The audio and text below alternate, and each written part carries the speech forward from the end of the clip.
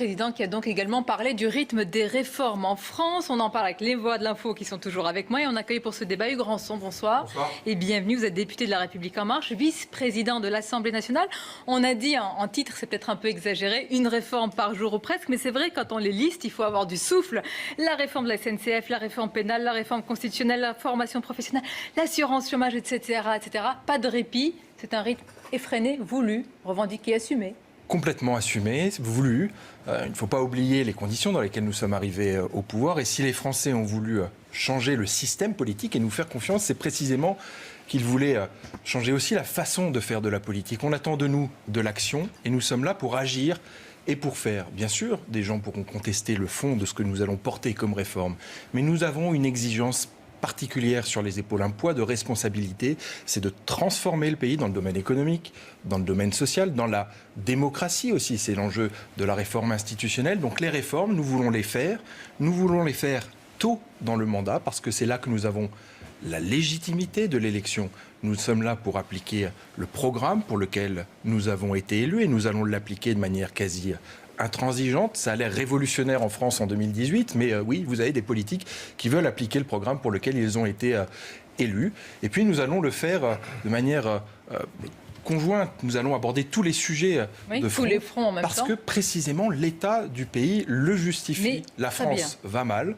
Et nous devons aujourd'hui pouvoir traiter les différentes causes. Le parlementaire que vous êtes, forcément un parlementaire qui est très attentif au travail du Parlement, il y a parfois des coups de boutoir, on va parler de cette réforme constitutionnelle, mais vous êtes d'accord sur toutes les réformes?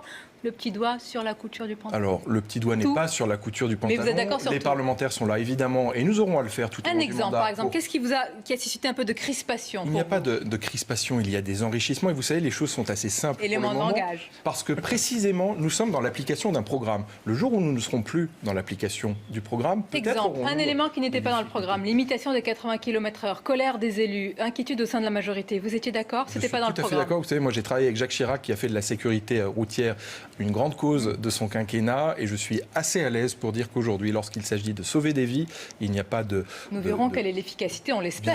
Bien sûr, toutes les mesures doivent être évaluées. Provoquer des crispations, c'est pas grave. Non, mais il n'y a pas de crispation possible. Il s'agit là de sauver des vies et en effet, c'est sur ces sujets-là qui d'ailleurs ne sont pas du ressort de la loi. Donc les parlementaires n'ont pas à être là-dessus sur le petit doigt sur la couture du pantalon. Mais en l'espèce, je soutiens pleinement cette mesure. Ce que je veux vous dire aussi, c'est que les politiques de cette majorité, et pas uniquement de cette majorité, parce que c'est aussi présent sur les autres bancs de l'hémicycle, et je veux le dire ici, parce qu'il y a eu une rénovation et une régénération démocratique à l'occasion des dernières élections, c'est que vous n'avez plus de politiques qui sont là pour faire carrière, vous n'avez plus de politiques qui sont là pour mettre la poussière sous le tapis. Vous savez, vous êtes dans leur tête ou dans leur vie? Mais parce qu'on en discute, vous savez, les parlementaires, moi j'ai la chance d'être il y a de la langue de bois aussi. vice-président de l'Assemblée nationale, j'ai justement à animer les débats et à faire vivre le débat démocratique pendant les séances publiques. Je vois bien que les parlementaires de la France insoumise, avec lesquels je ne partage quasiment rien, ont la même perception d'un mandat parlementaire. C'est-à-dire qu'aujourd'hui, vous avez des élus qui veulent faire bouger les choses, qui ont des conceptions radicalement opposées de la société. Mais qui veulent aussi qu'on respecte le Parlement. Hugues Rançon, est-ce qu'il n'y a pas parfois des coups de boutoir, y compris sur la réforme institutionnelle, qui sont donnés au Parlement? Vous devez être quand même soucieux de ce qui se passe au Parlement. Vous êtes le vice-président de l'Assemblée. Parfaitement soucieux sur la réforme institutionnelle, puisque vous m'en parlez. Elle est au cœur de notre programme et nous avons été élus pour réformer la démocratie, largement autant que pour réformer l'économie ou le social. Mais le fond, la forme est importante, la méthode. Ça veut dire que nous devons faire en sorte, oui, qu'il y ait moins de parlementaires dans ce pays, oui, que le Parlement soit plus fort, que le temps parlementaire soit raccourci, qu'il y ait moins de temps entre une annonce d'un ministre sur un perron et l'effectivité d'une mesure dans le quotidien des Français. Cette réforme pour moderniser la démocratie, pour limiter le cumul des mandats dans l'espace et dans le temps, pour revaloriser le Conseil économique, social et environnemental, nous l'amènerons à son terme et je vous promets que c'est une avancée. Thomas Porcher, selon vous, de ce que vous écoutez, de ce que dit Hugues Rançon, quelle est la boussole pour réformer? Ce n'est pas seulement réformer pour réformer. On ne réforme pas pour réformer, on réforme pour l'efficacité et faire avancer le pays.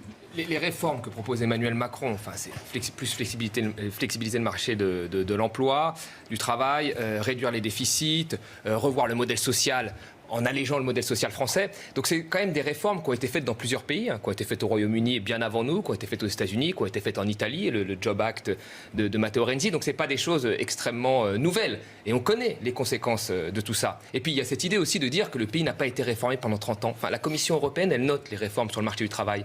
Il y a eu 165 réformes entre 2000 et 2013. C'est la Commission qui les note. 17 réformes juste sur la protection de l'emploi. Donc on ne peut pas dire que le pays n'a pas été réformé. Il y a eu des réformes qui ont flexibilisé le marché du travail, peut-être pas aussi fortes que celles qui ont été faites par Emmanuel Macron, mais il y a eu des réformes. Quelles ont été les conséquences? Est-ce que le chômage s'est amélioré? Et puis n'oublions pas que si le pays est dans cet état, c'est parce qu'Emmanuel Macron a été aussi au pouvoir. Il a été conseiller de François Hollande, ministre de l'économie. Il a un bilan. Il n'a pas le bilan complet, mais c'est une partie prenante du bilan que nous connaissons aujourd'hui. Et là, il aurait fallu aussi le tirer, ce bilan. Personne ne l'a vraiment tiré. Et la dernière chose que je dirais, c'est que ces réformes qui ont été menées dans des pays et qui ont été menées plein pot au Royaume-Uni et plein pot aux États-Unis, et ça rejoint le premier débat, elles ont mené à quoi?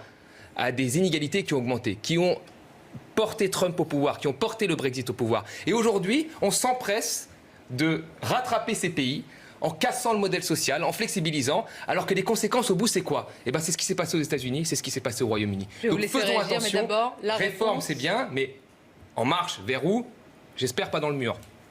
En marche sur l'application du programme qui est le nôtre, en marche aussi considérant que toutes ces difficultés, cher Thomas Porcher, elles n'ont pas été créées depuis 6 mois. Le chômage de masse, ça ne date pas depuis 6 mois. La situation depuis 2011, il y a beaucoup de chômage. La situation du monde carcéral et des prisons, ça ne date pas de 6 mois. 500 000 chômeurs en plus depuis que Macron est au pouvoir. Les EHPAD, Macron est au pouvoir depuis 8 mois. Depuis qu'il est conseiller de Nicolas, de François Hollande. Pardon. C'est un lapsus. Parce que c'est la même politique qu'ils ont fait. En réalité, voilà, nous comprenons bien que toutes les difficultés du pays sont des difficultés qui ont été accumulées. Il ne s'agit pas pour moi de pointer le doigt sur telle ou telle majorité comme vous le faites. Il s'agit juste de constater qu'aujourd'hui, il y a un chômage de masse, il y a des difficultés de pouvoir d'achat, il y a une France qui ne sait pas se réformer, il y a un service public qui n'est pas assez efficace, il y a une France qui doit gagner en attractivité, en compétitivité. Ce sont ces sujets-là que nous allons allons plus loin dans ce qui traiter. n'a pas marché. Ce sont ces sujets-là pour lesquels nous avons reçu, peut-être que ça vous ennuie, mais nous avons reçu un mandat de la part des Français pour mener ces réformes. Nous mènerons ces réformes et nous serons jugés sur des résultats. Alors... Et sachez bien quelque chose, si nous n'avons pas de résultats dans ces domaines-là, nous repartirons aussi vite que nous sommes arrivés et nous serons balayés. Mais c'est pas ça qui nous inquiète, que vous partiez. Ça, c'est, je veux dire, la vie politique, c'est qui vient à la place. C'est-à-dire que vous avez une responsabilité majeure aujourd'hui de réussir cette transformation. Et nous en avons conscience. Et vous allez voir que sur ce plateau, il y a les différentes nuances, parce que si Thomas Porcher dit que vous en faites trop, Rafik Smati va vous dire que vous n'en faites pas assez, dans l'autre sens, n'est-ce pas? C'est dire si nous sommes dans l'équilibre, peut-être. Ou dans la neutralité. En fait, il y a un mot que vous utilisez beaucoup, tous les parlementaires, le gouvernement, etc. Et à tort, à mon avis, c'est le mot transformation. Et il y a derrière ce mot quelque chose d'ambitieux, parce que quand on connaît un petit peu l'histoire de France, et quand on connaît quelles ont été les véritables époques de transformation, on se dit qu'il y a un hold-up sur les mots que je trouve... vraiment regrettable. Si vous étiez là en train de dire nous faisons une politique social-démocrate, nous jouons avec les leviers qui sont les nôtres et on améliore certaines choses, je vous dirais d'accord, je vous suis, c'est ce que vous êtes en train de faire. Mais ce que vous êtes en train de faire, c'est tout sauf une transformation. Les lois travail. Alors je le dis avec d'autant plus de décontraction que j'approuve certaines directions que vous prenez. Vous voyez, les lois travail vont dans la bonne direction. Peut-être êtes-vous social-démocrate vous-même? Ah non, certainement pas. Vous parlez par exemple des lois travail. C'est intéressant. On ne peut pas être contre ces lois de travail. Sauf qu'elles alourdissent le code du travail dont on considérait qu'il était déjà trop lourd. Vous revenez sur un certain nombre de réformes, notamment en termes de fiscalité, à ce qu'il y avait il y a 5 ans, par exemple sur la taxation des revenus du capital, et vous dites c'est génial, la France est redevenue compétitive depuis bien longtemps, alors qu'on revient au statu quo d'il y a 5 ans. Et c'est valable dans tous les domaines, et y compris dans l'éducation nationale. Ce que fait M. Blanquer, c'est bien. Mais déconstruire ce qu'a fait Najat Vallaud-Belkacem, ça ne fait pas de lui et ça ne fait pas du gouvernement un héros. Et en fait, c'est là-dessus que je veux mettre le point. C'est-à-dire que notre pays aujourd'hui est face à un certain nombre de murs. Je considère que le mur de la dette en est un, et d'ailleurs le gouvernement en fait le diagnostic, et le ministre de l'économie aussi, mais qu'ils en arrivent à présenter la baisse des déficits qui va être liée à l'entrée de revenus supplémentaires, qu'ils réussissent à faire passer ça en cagnotte fiscale, c'est-à-dire en gros qu'est-ce qu'on va faire pour distribuer l'argent que l'on aura, enfin que l'on va moins dépenser que ce qui était prévu, je trouve ça absolument lamentable. Et les autres réactions. Alors là, vous parlez de conjoncture, vous parlez de gestion, vous m'interpellez sur le terme de transformation. Nous sommes dans une politique de transformation. Et on revient au concret. Qu'est-ce que ça veut dire pour ceux qui nous regardent, la transformation? Parce que les politiques, jusqu'à preuve du contraire et jusqu'à présent, nous disait ici il faut un peu plus de prélèvements obligatoires, ici il faut un peu moins de dépenses publiques. Mais c'est ce que vous faites. Mais c'est ce que vous faites. Pas du tout, parce que vous vous intéressez à un petit bout de la lorgnette. Mais lorsqu'on parle des prisons, lorsqu'Emmanuel Macron nous dit que sur les peines d'emprisonnement de moins d'un an, elles seront proscrites d'un mois, pardon, elles seront proscrites parce qu'elles ne sont pas efficaces. Donc en gros, on ne sait pas gérer les prisons, donc on va les vider parce que ça va nous éviter de construire des places de prison. On devait en construire 16 000, mais on ne peut pas en construire 16 000. Je sais précisément que ça va vous faire réagir. Parce que j'ai regardé un petit peu quelles étaient vos positions sur le sujet. Précisément, c'est de la transformation du monde pénitentiaire et de la politique pénale dans ce pays. Non, c'est du renoncement. C'est du renoncement, c'est de l'abandon, c'est de la faiblesse. Le dédoublement des classes en zone prioritaire. La politique d'éducation nationale que vous invoquez, qui est celle de Jean-Michel Blanquer, c'est une politique qui n'a jamais été menée, qui est un marqueur, cher Thomas Porcher, de gauche. C'est de l'émancipation, c'est des quartiers populaires, c'est de l'éducation nationale. C'est évidemment quelque chose qui n'a jamais été fait. C'est aussi de l'autorité. Il ne s'agit pas du tout de détricoter ce qu'a fait Najat Vallaud-Belkacem, pour laquelle j'ai énormément d'amitié et d'estime. Il s'agit juste de porter un autre projet politique. Vous pouvez le contester, mais ne nous dites pas que les mesures que nous mettons aujourd'hui en vigueur ont été portées. Autorisez-moi simplement à remettre l'église au village, et quand au milieu du village, et quand vous utilisez des mots qui sont en décalage parce que vous êtes dans une logique de storytelling, de surcommunication pour survendre des réformes, autorisez-moi à mettre le doigt Autorisez-moi aussi sur à intervenir parce que la Emmanuel limite de votre exercice. Les mots, c'est bien, transformation, révolution copernicienne, les actes, c'est mieux, il y en a, je ne dis pas le contraire, mais quand même, qu'est-ce qu'il y a de concret? Quelle est la boussole des réformes? C'est important dans un pays qui est en train de bouger, vous l'avez dit, qui était taxé d'immobilisme, les réformes passent, peut-être qu'il y a une volonté de voir réussir en tous les cas le pays, peut-être qu'il y a une forme de résignation, mais est-ce qu'il n'y a pas également, Emmanuel Soufi, où est la boussole de la justice sociale? Ça tient à cœur. Tout à fait, c'est ce que je voulais dire, c'est-à-dire qu'à travers ce mot de transformation de cette France qui ne s'est pas suffisamment réformée ou qui ne s'est jamais réformée, on peut y voir des fois un discours un peu culpabilisant, c'est-à-dire que les Français peuvent avoir le sentiment de se dire « Mon Dieu, pourtant moi j'ai le sentiment d'avoir fait des kilomètres d'efforts depuis des années et aujourd'hui on me renvoie toujours à mon travail qui coûte trop cher, à mon travail qui n'est pas assez flexible, à ma retraite qui est trop élevée, etc. » Donc ce phénomène de calendrier, de rouleau compresseur des réformes, qu'on peut estimer tout à fait être juste ou indispensable à la réussite du pays, crée aussi au sein de la population un sentiment de culpabilisation, c'est-à-dire que c'est encore moi, c'est toujours moi. Vous voyez, et ça, je trouve qu'en termes d'équilibre du fameux en même temps que le président a cœur d'appliquer, voilà, ça n'apparaît pas, quoi. Et ces termes de justice, alors il y a eu la réforme. Est-ce que vous l'entendez d'ailleurs, Hugues Anson, ce que dit Emmanuel Soufi, parce qu'évidemment vous êtes souvent sur le terrain, vous êtes un député, est-ce que les citoyens vous le disent, très bien, vous réformez, mais est-ce que vous pensez à nous, aux petites gens, aux retraités, etc. Ça, vous devez l'entendre. Je crois qu'aujourd'hui, si certains peuvent éventuellement avoir des réserves sur la conduite de la politique ou les réformes qui sont engagées, et je l'entends, il y a une unanimité derrière le fait que vous avez une majorité qui veut bouger, qui veut transformer le pays, qui veut changer les choses. Mais à quel prix ? Radicalement changer les choses. C'est l'équilibre. Radicalement changer les choses, considérant que pour redistribuer les fruits de la croissance, et évidemment nous y sommes attachés, et évidemment nous sommes attachés à la question de la justice sociale, il faut d'abord avoir de la croissance. Nous ne pouvons distribuer que ce que nous avons. C'est évidemment une logique peut-être nouvelle en politique, mais c'est une logique à laquelle nous croyons réellement. Le PIB n'a fait qu'augmenter depuis ces 30 dernières années. Et je vous dis, ces 30 dernières années, les 1% ont récupéré, ont eu leur revenu qui a augmenté de 100%, quand le reste de la population a vu son revenu n'augmenter que de 25%. Donc la richesse, elle est là, elle augmente, c'est un problème de redistribution. Donc cette histoire de dire que la richesse, on n'en crée pas et qu'il faut en créer avant pour la redistribuer, c'est faux. Ces 30 dernières années, le PIB a monté en flèche, sauf qu'il a été capté par un petit pourcentage de la population. Attendez, je finirai là-dessus. Il a beaucoup été plus capté dans des pays anglo-saxons, américains, Royaume-Uni, plutôt qu'en France. Mais les réformes que fait Emmanuel Macron sur le modèle social va faire en sorte que ce pourcentage va capter encore plus d'argent, notamment les 340 000 Jean-Luc Bombault, ménages. qui est un économiste, je veux dire, de l'autre bord que du vôtre, Thomas Porcher, on peut le dire. Mais est-ce que vous êtes d'accord sur le constat que vient de dresser Thomas Porcher malgré tout? Le problème, c'est qu'on ne peut pas... sur le constat, d'abord, pas tout à fait, parce que le PIB français est arrivé à son niveau de 2008 l'année dernière.